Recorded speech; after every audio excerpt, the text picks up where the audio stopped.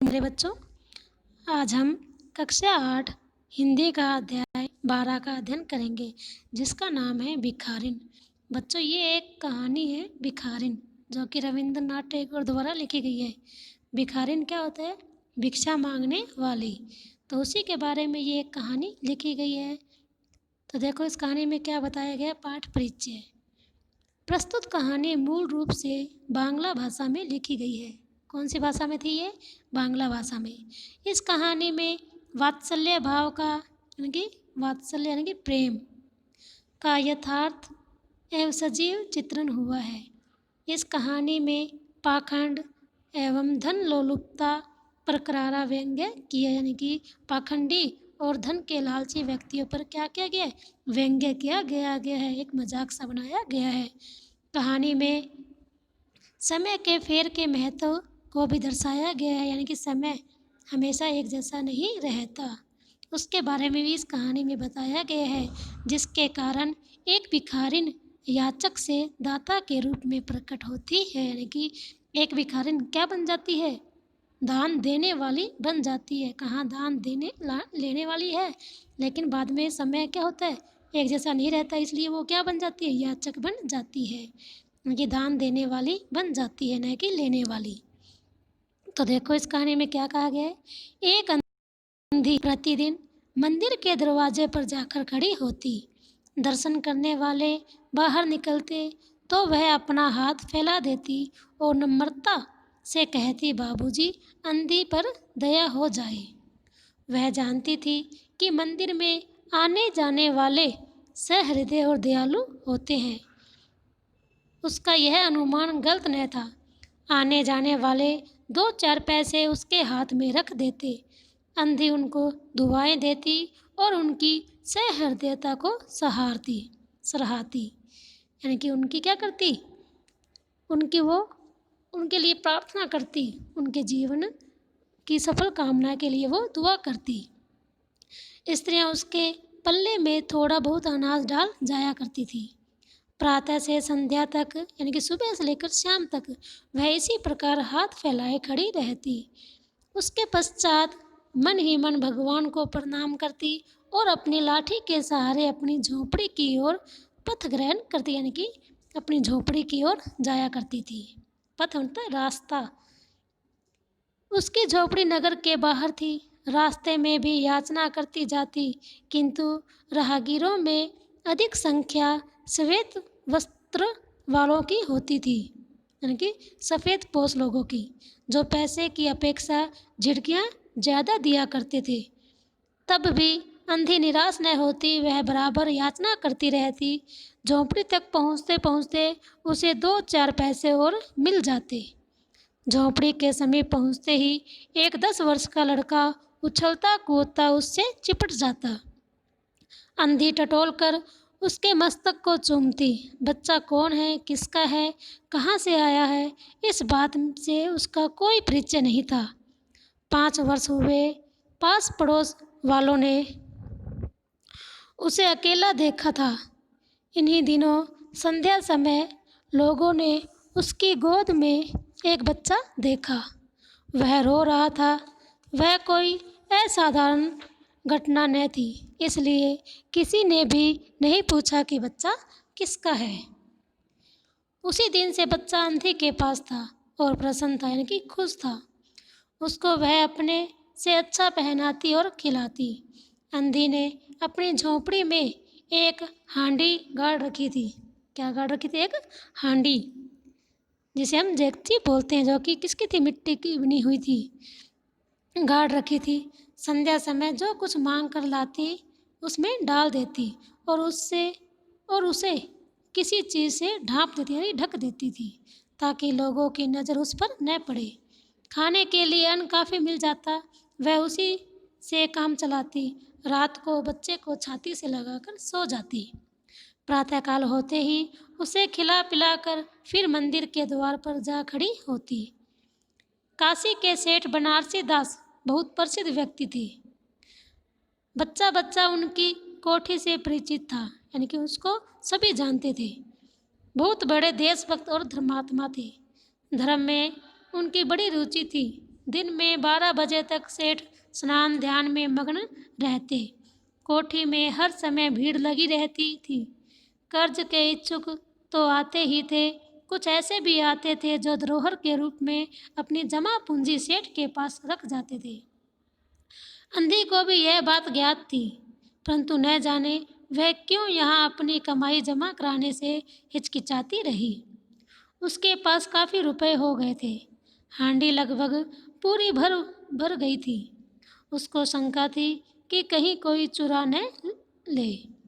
एक दिन संध्या समय अंधी ने वह हांडी उखाड़ी और फटे हुए आंचल से छिपाकर सेठ की कोठी पर पहुंची। सेठ जी वही खाते के पृष्ठ उलट रहे थे। उन्होंने पूछा, क्या है बुढ़िया? अंधी ने हांडी उनके आगे सरका दी और डरते डरते कहा, सेठ जी, इसे अपने पास जमा कर लो। मैं अंधी अपाहिज कहाँ इसे रखती फिरूंगी। सेठ जी ने हांडी देखकर पूछा, इसमें क्या है? अंधी ने उत्तर दिया, भीख मांग मांग कर अपने बच्चे के लिए 2-4 पैसे जोड़े हैं। अपने पास रखने से डरती हूँ, कृपया आप इन्हें अपनी कोठी में रख ले। सेठ जी ने मुनीम की ओर संकेत करते हुए कहा, बही में जमा कर लो। फिर बुढ़िया ने पूछा, तेरा नाम क्या है? फिर बुढ़िया से पूछा, भी तेरा नाम क्या है? अंधी ने नाम बताया।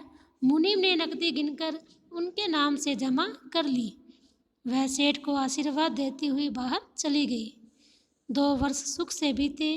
इसके पश्चात एक दिन लड़के को जवर ने दबोच लिया। जवर मतलब बुखार, यानी कि उसके लड़के को क्या हुआ? बुखार हो गया। अंधी ने घरेलू दवादारों की झाड़ फूंक कराई, लेकिन सभी प्रयत्न व्यर्थ रहे। यानी कि उनसे क्या हुआ? उसका बुखार नहीं उतरा। फिर उसे ध्यान आया कि संभवतः डॉक्टर के इलाज से फायदा हो जाए। इस विचार के आते ही वह सेठ की कोठी की ओर चल पड़ी। सेठ जी उपस्थित थे। अंधी ने कहा, सेठ जी, मेरी जमा पूंजी में से 10-5 रुपए मुझे मिल जाए तो बड़ी कृपा हो। मेरा बच्चा मर रहा है, डॉक्टर को दिखाऊंगी। सेठ जी ने कठोर स्वर में पूछा, कैसी जमा पूंजी, कैसे रुपए? मेरे पास किसी के रुपए जमा नहीं है। अंधी ने रोते हुए उत्तर दिया, 2 वर्ष हुए मैं आपके पास धरोहर रख गई थी, दे दीजिए, बड़ी कृपा होगी। सेठ जी ने मुनीम की ओर रहस्यमय दृष्टि से देखा, फिर कहा, मुनीम जी देखो, इसके नाम की कोई पूंजी जमा है या नहीं। अंधी की जान में जान आई। उसने नाम पता बतला दिया। मुनीम ने कागज उलट पलट कर देखे, फिर कहा, नहीं तो इस नाम पर कोई भी पाई जमा नहीं है। अंधी वही जमी बैठी रही। उसने रो रो कर कहा, सेठ जी, परमात्मा के नाम पर, धर्म के नाम पर कुछ दे दीजिए, मेरा बच्चा जी जाएगा। मैं जीवन भर आपके गुण गाऊंगी। परंतु पत्थर में झोंकने लगी। यानी कि पत्थर दिल था, कहाँ पिघलने वाला था उसका। सेठ ने गुस्से से उत्तर दिया, जाती है या नौकर को बुलाऊं? अंधी लाठी टेक कर खड़ी हो गई। सेठ जी की तरफ मुँह करके बोली, अच्छा, भगवान तुम्हें बहुत दे। यह आशीष न था, बल्कि एक दुखी का शाप था। बच्चे की दशा बिगड़ती गई। दवा हुई नहीं, फायदा कैसे होता? एक दिन उसकी अवस्था चिंताजनक हो गई। प्राणों के लाले पड़ गए। अंधी को सेठ पर क्रोध आ रहा था। वह भीख थोड़े ही मांग रही थी, अपने ही पैसे मांगने गई थी। उसे सेठ से घृणा हो गई, यानी कि नफरत हो गई। अंधी ने बच्चे को गोद में उठा लिया। बच्चे का शरीर जोर से भभक रहा था, यानी कि बुखार से तप रहा था, और अंधी का कलेजा भी। वह बच्चे को लेकर सेठ के घर पर धरना देने बैठ गई। उसे मारने का भय दिखाया गया, लेकिन वह टस से मस न हुई। सेठ स्वयं बाहर पधारे, देखते ही पहचान गए। बच्चे को देखकर उन्हें बहुत आश्चर्य हुआ कि उसकी शकल सूरत उनके मोहन से मिलती जुलती है। 7 वर्ष पहले उनका मोहन किसी मेले में खो गया था। उन्हें मोहन की जांघ पर वह निशान भी मिल गया जो उसके जन्म के समय था। सेठ ने तुरंत बच्चे को छीनकर अपने कलेजे से चिपका लिया। अंधी खड़ी हो गई और चिल्लाने लगी, मेरे बच्चे को न ले जाओ, मेरे रुपए तो हजम कर गए, अब क्या मेरा बच्चा भी मुझसे छीनोगे? सेठ चिंता भरे स्वर में बोला, बच्चा मेरा है, यही एक बच्चा है, 7 वर्ष पहले मेले में खो गया था। इसे अब कहीं नहीं जाने दूंगा और लाख यत्न करके भी इसके प्राण बचाऊंगा। अंधी ने एक जोर का ठहाका लगाया, तुम्हारा बच्चा है, इसलिए लाख यत्न करके भी उसे बचाओगे? मेरा बच्चा होता तो मर जाने देते, क्यों? यह भी कोई न्याय है? इतने दिनों तक खून पसीना कर एक करके उसे पाला है, मैं भी उसको अपने हाथ से नहीं जाने दूंगी। सेठ की अजब दशा थी, कुछ करते नहीं बन रहा था। अंधी कुछ देर खड़ी रोती रही, फिर अपनी झोंपड़ी की ओर चल दी। दूसरे दिन प्रातःकाल में ही डॉक्टर की दवा लड़के को लग गई। उसका जबर उतर गया। जब उसने आंखें खोली तब पहला शब्द जुबान से निकला, माँ। लेकिन अपने चारों ओर अपरिचित शक्लें देखकर उसने अपने नेत्र बंद कर लिए। उसका जबर फिर बढ़ने लगा। वह माँ माँ की रट लगाए था। सेठ के हाथ पांव फूल गए। क्या हो गया? वो परेशान हो गया। सहसा उन्हें अंधी का ध्यान आया। बाहर जाकर देखा, अंधी जा चुकी थी। सेठ जी ने फिटन तैयार कराई। बस्ती के बाहर उसकी झोंपड़ी पर पहुँचे। देखा, अंधी फटे पुराने टाट पर पड़ी है। उसके नेत्रों से अश्रुधारा बह रही है। क्या आंसू क्या बह रहे हैं? आंखों से आंसू बह रहे हैं। उसका शरीर अग्नि की भांति तप रहा था। यानी कि लगता है उसको भी क्या हुआ था? जबर हो गया था। सेठ ने कहा, बुढ़िया, तेरा बच्चा मर रहा है, वह रह रहकर तुझे पुकारता है। अब तू ही उसके प्राण बचा सकती है। चल मेरे साथ, अपने बच्चे को बचा ले। अंधी ने उत्तर दिया, मरता है तो मरने दो, मैं भी मर रही हूँ। हम दोनों माँ बेटे स्वर्गलोक में फिर मिल लेंगे। इस लोक में सुख नहीं, वह मेरा बच्चा सुख से रह लेगा। यानी कि स्वर्गलोक में वहाँ मेरा बच्चा क्या करेगा? सुख से रह लेगा। मैं वहाँ उसकी सुचारू रूप से देखभाल करूँगी। सेठ रो पड़ा, भिखारिन के पाँव में गिर पड़ा और रो रो कर बोला, ममता की लाज रख लो, आखिर तुम उसकी माँ हो। चलो, तुम्हारे जाने से वह बच जाएगा। सेठ सहारा देकर भिखारिन को बाहर लाया और फिटन सेठ की कोठी की ओर दौड़ पड़ी। कोठी आ गई। सेठ ने सहारा देकर अंधी को उतारा। भीतर जाकर अंधी ने मोहन के माथे पर हाथ फेरा। उसने तुरंत नेत्र खोल दिए, यानी कि आंखें खोल दी। जब उस भिखारिन ने अपना हाथ उसके सिर पर फेरा तो क्या हो गया? उसने अपनी आंखें खोल ली। उसके मुख से निकला, माँ। अंधी भिखारिन मोहन का सिर अपनी गोद में रखकर जीवन के सबसे बड़े सुख का अनुभव कर रही थी। मोहन उसकी गोद में सिर रखते ही सो गया। दूसरे दिन से मोहन की दशा अच्छी होने लगी। 10-15 दिन में वह बिल्कुल स्वस्थ हो गया। जो काम सब डॉक्टर मिलकर न कर सके, वह अंधी भिखारिन की स्नेहमयी सेवा ने पूरा कर दिया। मोहन के स्वस्थ हो जाने पर अंधी ने विदा मांगी। सेठ ने उसे वहीं अपने घर रुकने के लिए कहा, लेकिन वह न मानी। चलते समय सेठ ने उसे एक थैली देते हुए कहा, ये तुम्हारी धरोहर है, मेरा वो अपराध।